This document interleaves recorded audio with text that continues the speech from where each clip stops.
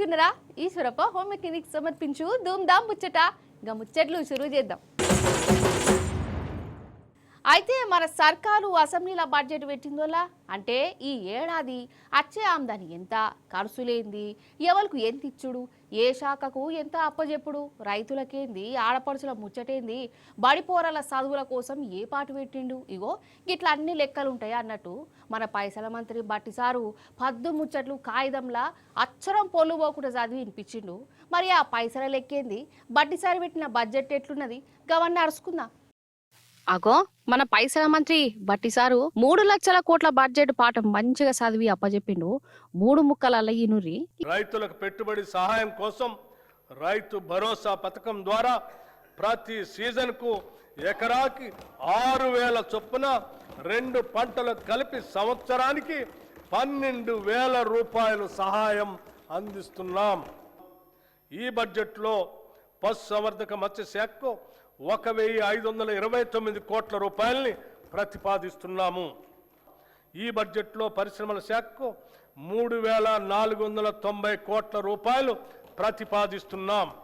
ఈ బడ్జెట్లో మైనార్టీ సంక్షేమానికి 3,769 కోట్ల రూపాయలు ప్రతిపాదిస్తున్నాం. రాష్ట్రంలోని ఐకేపీ సంఘాల్లోని 1 కోటి మంది మహిళలను కోటీశ్వరం చేయాలనేది మా ప్రభుత్వ సంకల్పం. అందుకోసం 5 సంవత్సరాల్లో 1,00,000 కోట్ల రూపాయల మేరకు బ్యాంకు ద్వారా రుణాలను ఇప్పించే ప్రయత్నం చేస్తున్నాం. షెడ్యూల్ తెగల వారికి 12,600 కోట్ల రూపాయల బడ్జెట్తో ఇందిరా సవర గిరి జల వికాసం పథకం ద్వారా 100% సబ్సిడీతో సోలార్ పంప్ సెట్లు అందించి వారి పురోగతికి ఇదోతికంగా తోడ్పడతాం. అసలు ముచ్చట్ల కద్దాం. సరే 1,000 కోట్లు 100 కోట్లు అనుకుంటా ఆంకలైతే చెప్పిండు గాని మరి వాటిని ఎట్లా అమలు చేసుడు, ఎట్లా పెడతారు, ఏంది కథ, అసలు పెట్టేది ఉన్నదా లేకుంటే పేపర్ల మందమేనా? గా ముచ్చట్నైతే నమ్మకం వచ్చేటట్టు కరెక్ట్గా చెప్పలేదు. బట్టి సార్ చదివిన బడ్జెట్ పాఠం ఇండోలకు గట్టనే అనిపించింది. మరి సార్ చెప్పిన బడ్జెట్ పాఠం అమలైతేయో కావో గాని కమ్సే కమ్ చదివి వినిపించిన దాంట్లల్లో కూడా అన్యాయమే అయింది. 6 గ్యారంటీల పేరుతోని అధికారంలోకి వచ్చింది కదా అని ఈ షెయ్యి పార్టీ పోయిన బడ్జెట్ లెక్కల్ని ఈ బడ్జెట్లో కూడా గా గ్యారంటీల తెరవకే బోలే. ఇక బీసీలకు, ఎస్సీలకు, ఎస్టీలకు మొండి చెయ్యి చూయించింది ఈ చెయ్యి సర్కారు. మన ఆడపడుచులకు ఇతర 2,500 ముచ్చట్నే లేదు. ఇవన్నీ కాదు గాని ఈ బడ్జెట్ ఎట్లున్నదో మన హరీష్ అన్న చెప్తాడు, ఈనాలే మీరందరూ. గత బడ్జెట్ ప్రసంగం కన్నా ఈ బడ్జెట్ ప్రసంగంలో 20 పేజీలు పెంచారు, 20,000 కోట్ల బడ్జెట్ పెంచారు తప్ప 6 గ్యారంటీల ప్రస్తావన గాని దానికి అవసరమైన నిధులు కేటాయింపు చేయలేకపోయారు. నిధులు ఖర్చు చేయని పథకాలకు తిరిగి మళ్ళీ ఇది ఈ బడ్జెట్ లో కూడా అవే పథకాలు, అదే నామస్మరణ, అదే కేటాయింపు. పోయిన బడ్జెట్ లో రాజీవ్ యువ వికాసానికి 6,000 కోట్లు పెట్టామన్నారు, 6 పైసలు కూడా ఖర్చు పెట్టలేదు. మళ్ళీ ఈ బడ్జెట్ ప్రసంగంలో మళ్ళీ అదే రాజీవ్ యువ వికాసం పథకం గురించి ఏదో గొప్పగా చెప్పారు. అట్లా ఇందిరమ్మ ఆత్మీయ భరోసా 24-25 బడ్జెట్ లో పెట్టిండ్రు, 25-26 బడ్జెట్ లో పెట్టిండ్రు, 1 రూపాయి ఇవ్వలేదు, 1 పైసా కూలీలకు అందలేదు. 3 ఏళ్లు నిండక ముందే 3.5 లక్షల కోట్ల అప్పు చేశామని చెప్పి వాళ్ళ లెక్కలు చెప్తా ఉన్నాయి.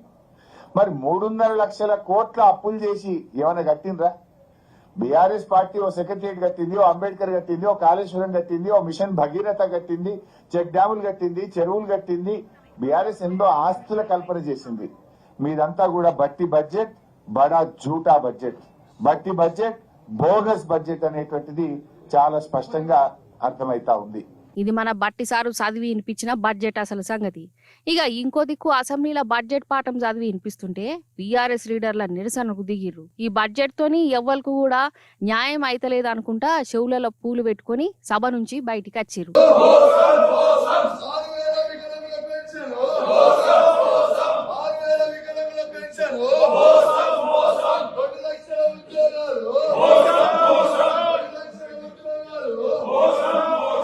ఇక అటెంక ధర్నాకు దిగిరు. రైతులకు, నిరుద్యోగులకు, ఆడపడుచులకు ఈ బడ్జెట్ తోని మల్క అన్యాయమే చేసిరని గరమైతురు. మొత్తానికి షేయి పార్టీ జనం చెవులల్లా పూలు పెట్టి పేరుకు తగ్గట్టే అందరికి పెద్ద చేయి చూయించిందని చెప్పుకుంటురు. పులులు జంగలల్లో ఉండాలి, ముసళ్ళు నీళ్ళల్లో ఉండాలి, పాములు పుట్టలల్లో ఉండాలి, జనం ఇళ్లల్లో ఉండాలి, రోడ్ల పుంట పోవాలి కదా.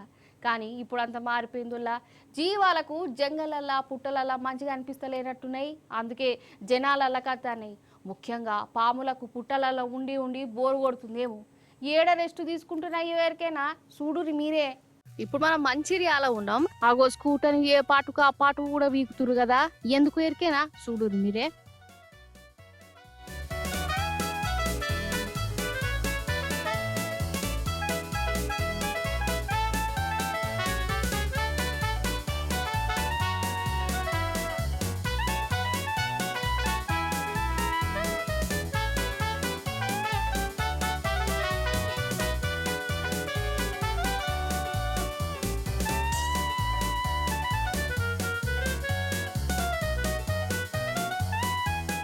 బిడ్డ వెళ్ళింది నెమ్మదిగా బాటలకు పంపిండు కదా.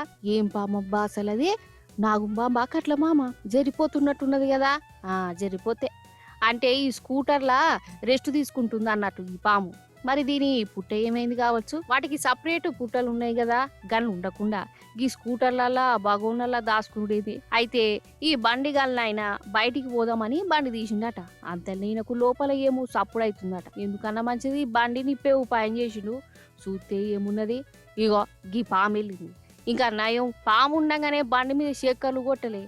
అదేందో నల్ల ఈ నడమ పాములు ఈ పుట్టలల్ల కంటే ఈ బైకులల్లా స్కూటర్లలోనే ఎక్కువ ఉంటాను. మరి గట్ల ఉండు వాటికి గదేం ఆనందమో అర్థమైతలేదు. ఎందుకన్నా మంచిది జర బండిని వెనక ముందు చూసుకొని చెకింగ్ చేసుకొని నడుపుర్రి.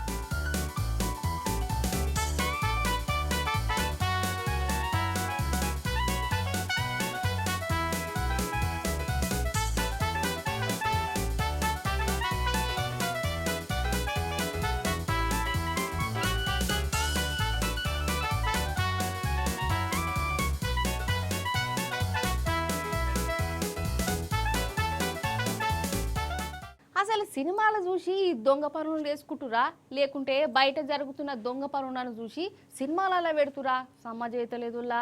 అప్పట్లో పుష్ప సినిమా వచ్చింది కదా, అందులో స్మగ్లింగ్లు ఎట్లా చేస్తాయో చూసినాం కదా. అసలు గిట్ల కూడా అవుతాయా అనిపించింది. కానీ ఆ సినిమా పుణ్యమో ఏమో కానీ గసంటి స్మగ్లింగ్లు తాపకోసారి అయితేనే ఉన్నాయి.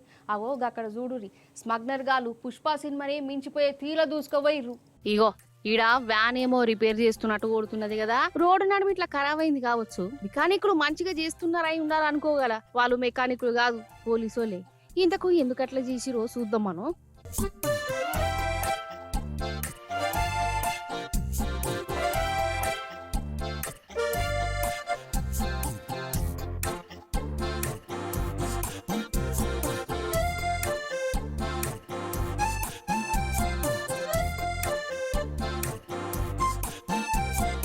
చూసినవా, తీసిన కొద్ది వెళ్తూనే ఉన్నాయి. ఇవన్నీ మత్తు గోళీల మూటలు, డ్రగ్స్ అన్నట్టు. అస్సాం రాష్ట్రంలో స్మగ్లర్ గాళ్ళు ఇగో గిట్ల వ్యాన్లల్లా పుష్ప సినిమా లెవెల్ స్మగ్లింగ్లు చేస్తాండ్రు. వీడికేమో ఉత్త వ్యాన్ కానొస్తున్నది. దాన్ని ఇప్పి చూస్తే ఇగో గిట్ల ఇవన్నీ బయటపడ్డాయి. వీటి విలువ దగ్గర దగ్గర 24 కోట్ల దాకుంటదట. పోలీసులకు ఎందుకు అనుమానం కొట్టి వ్యాన్ ఆపితే డ్రైవర్ పారిపోయిండు. ఎందుకప్ప గట్ల పారిపోయిండు అని చెకింగ్ చేస్తే ఫస్ట్ వాళ్ళకు ఏం కనవల్లి. అటెంక గిట్ల ఇప్పి చూస్తే ఇవన్నీ బయటపడ్డాయి. నిజంగా పుష్ప సినిమా వచ్చిన కాంచెల్లి వాటిని మించిన స్మగ్లింగ్లు కానొస్తున్నాయి. అంటే పుష్ప సినిమాని స్మగ్లర్ గాళ్లకు ఎట్లా స్మగ్లింగ్ చేయాలో ఉపాయం చెప్పిండా, లేకుంటే స్మగ్లర్లు గట్ల చేస్తారని ఆ సినిమాలలో చూపించిరా, గదే తెలుగుతలేదు. మొత్తానికి అక్కడ పోలీసులకు పుక్కట్ల పుష్ప సినిమా చూపించిరు ఈ స్మగ్లర్లు. అవుగానే విజయ్ దేవరకొండ రష్మిక లగ్గం ఎట్లయిందో చూసిరా మీరు? అందరినీ పిలవలేదట కదా పెళ్లికి, చాలా దగ్గరోళ్ళనే పిలుచుకున్నారు. అయితే ఒక బుజ్జి ఉన్నది, చిట్టి బుజ్జి. విజయ్ దేవరకొండ అంటే మస్తు ఇష్టం, కానీ పెళ్లికి పిలవకపోయే వరకల్లా మస్తు బాధపడ్డది. వీడియో కూడా తీసింది. ఇక గట్ల బాధపడ్డ బుజ్జికి కొండన్న ఎంత పెద్ద ఇనాం ఇచ్చిందంటే చూడు మీరే. ఫస్ట్ కంచెలద్దాం. విజయ్ దేవరకొండ రష్మిక లగ్గమైనప్పుడు ఇగో ఈ బుజ్జి ఇన్స్టాగ్రామ్ లో ఏమని రీల్ పెట్టిందో. హాయ్ ఫ్రెండ్స్, విజయ్ దేవరకొండ రష్మిక పెళ్ళైంది కదా, అప్పుడు మనల్ని కూడా పిలవచ్చు కదా పెళ్ళిళ్ళకి. మళ్ళీ మిమ్మల్ని పిలుచురు, లడ్డూలు పడుతురు, అన్నదానం పడుతురు. మనం కూడా ఫ్యాన్సీ కదా, నేను కూడా ఫ్యాన్సీ కదా, నేను కూడా రీల్స్ చేస్తున్నా కదా, నేను కూడా రీల్స్ చేస్తున్నా కదా. పిలిస్తే ఏమవుతుందంట? అంతే కదా, ఫ్రెండ్సే కదా, పిలవచ్చు కదా. ఎంత ముద్దుగా మాట్లాడిందో కదా. ఇక ఈ వీడియో విజయ్ దేవరకొండ దాకా పోయిందల్లా.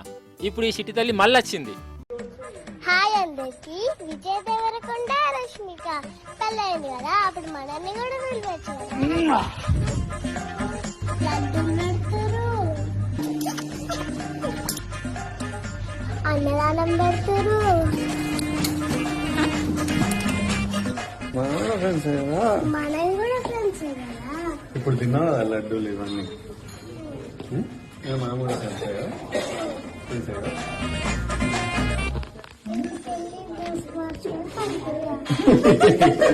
అరే వాహ్, అసలు ఎంత మంచిగా అనిపిస్తుందో ఈ వీడియో చూస్తుంటే. ఈ చిట్టి తల్లి అలిగిందని విజయ్ దేవరకొండ ఉన్ను రష్మిక ఇంటికి పిలిపించుకొని లడ్డూలు పెట్టిర్రు, అన్నదానాలు పెట్టిర్రు, ఎత్తుకున్నారు, ముద్దు చేసిర్రు. నిజంగా ఈ బుజ్జికి జిందగీలా మర్చిపోలేని పెద్ద ఇనాం ఇచ్చిర్రు పో. మళ్ళీ మళ్ళీ చూడరు ఈ వీడియోను, మస్తు దిల్కుష్ అనిపిస్తుంది. హాయ్ అందరికి, విజయ్ దేవరకొండ రష్మిక పెళ్ళైంది కదా, అప్పుడు మనల్ని కూడా పిలవచ్చు కదా. లడ్డూలు పెడతారు, అన్నదానం పెడతారు. మనం కూడా ఫ్రెండ్స్ కదా. మనది కూడా ఫ్రెండ్స్ కదా. ఇప్పుడు తిన్నావు కదా లడ్డూలు ఇవన్నీ మనం కూడా తెలుసాయా తెలుసాయా